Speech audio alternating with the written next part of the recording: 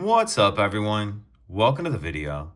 Today we're going to take a look at how to change the battery in this GMC Terrain remote key fob. This GMC Terrain key fob is going to use replacement battery CR2032, and I'll put a link in the description box of this video to where you can find these replacement batteries if you're in need. So the first thing I'm going to do is grab my key fob and remove the emergency key that's in the bottom of it. That's done by pressing this release here that my thumb's on. And then the emergency key will pull out like that. Now I'm going to hold the key fob with the buttons facing down. And if we take a look at the bottom of it, we can see there's this little notch right here that I'm touching with the end of the key. What I'm going to do is take my key and put it in this notch like this. I'm going to push in and then pry up on the back cover like that. And then once we get it started, we can pull the cover the rest of the way off like that. And in the back half of the case, we see our battery right here.